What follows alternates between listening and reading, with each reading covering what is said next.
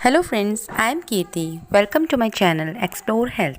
Today we will discuss about a very important problem to which most of people are suffering from. सबसे पहले हम भगवान से प्रार्थना करेंगे कि एक्टर सुशांत सिंह राजपूत जो हमारे बीच में नहीं रहे, भगवान उनकी आत्मा को शांति दे।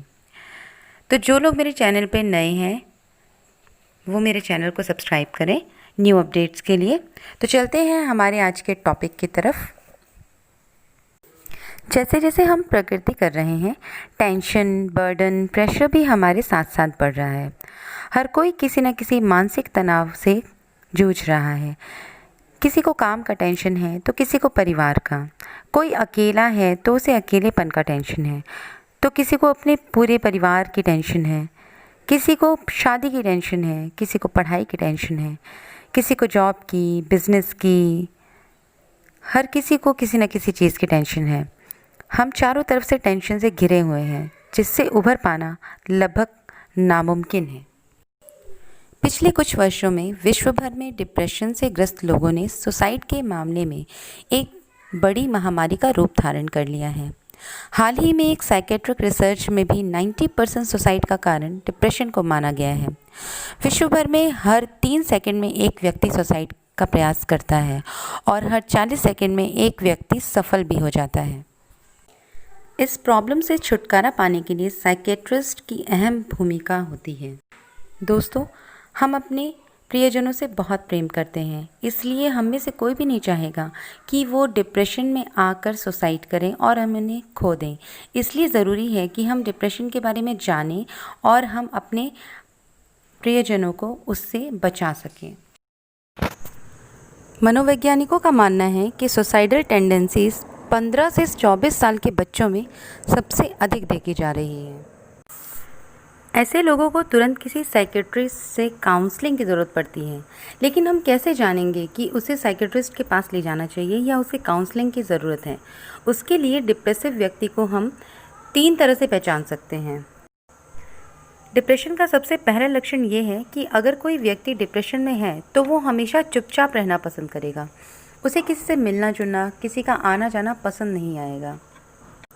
दूसरा लक्षण ये है कि जो व्यक्ति डिप्रेशन में है वो हमेशा बहुत उदास रहेगा। उसे हर चीज़ से इंटरेस्ट ख़त्म हो जाएगा। जिन चीज़ों में उसे पहले मज़ा आता था, जो चीज़ें उसे पहले अच्छी लगती थी, वो चीज़ें अचानक से उसे इंटरेस्ट उन सब चीज़ों में उसका ख़त्म हो जाएगा। तीसरा लक्षण है कि व्यक्ति को जीवन जीने की इच्छा ही ख़त्म हो जाती है।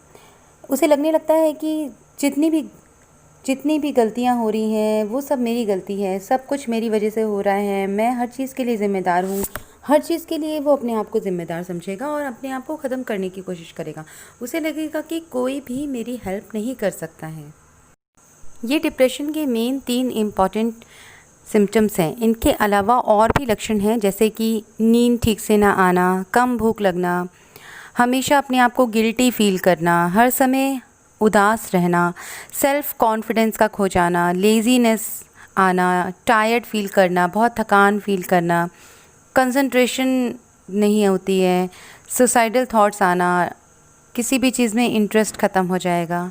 तो ये सारी सिम्टम्स अगर हमें किसी व्यक्ति में दिखाई देते हैं तो हमें समझना चाहिए कि वो डिप्रेशन में है और हमें तुरंत एक्शन लेना चाहिए। इसके लिए हम क्या करेंगे कि जल्द से जल्द हमें उस व्यक्ति को मनोचिकित्सक के पास ले जाना है। इसके अलावा हम उसकी ये मदद कर सकते हैं कि सबसे पहले तो हम उसके सिम्टम्स को पहचानेंगे कि वो व्यक्ति डिप्रेशन में है।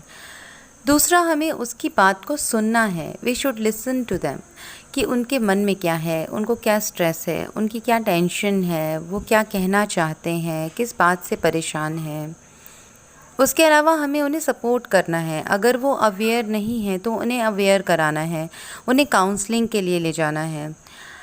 ऐसे मरीज़ कभी कभी क्या करते हैं कि अपनी थेरेपी कंटिन्यू नहीं करते हैं। वो डॉक्टर्स के पास कभी कभी उनको जाना नहीं अच्छा लगेगा तो वो नहीं जाने की इच्छा रखते हैं, नहीं जाएंगे। तो हमें उन्हें इनकरेज करना है कि वो अपनी थेरेपी को कंटिन्यू करें। हमें अपना भी ख्याल रखना है क्योंकि हम उनके सामने अपने इमोशंस को नहीं खोल सकते।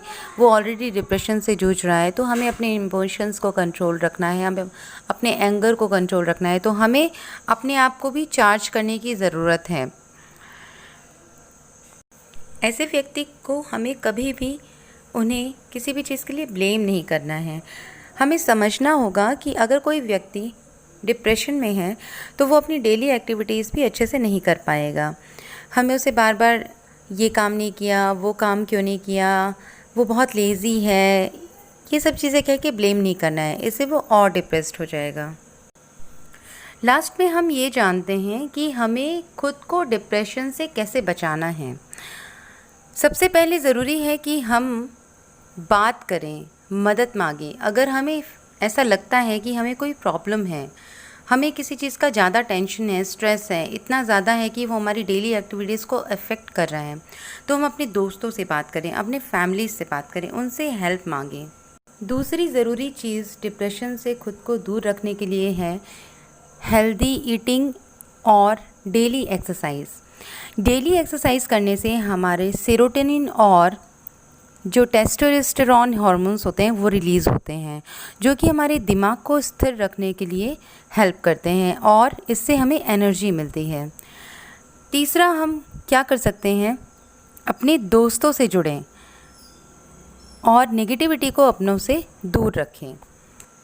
अगर आप वर्किंग हैं, किसी जॉब में हैं या अगर आप हाउस वाइफ भी हैं तो ज़रूरी है कि आप बीच बीच में छुट्टियां लें, क्योंकि सेम एक्टिविटीज़ करते हुए हम बोर हो जाते हैं और इसीलिए नेगेटिविटी बढ़ती रहती है और हम डिप्रेशन को बढ़ावा देने लगते हैं।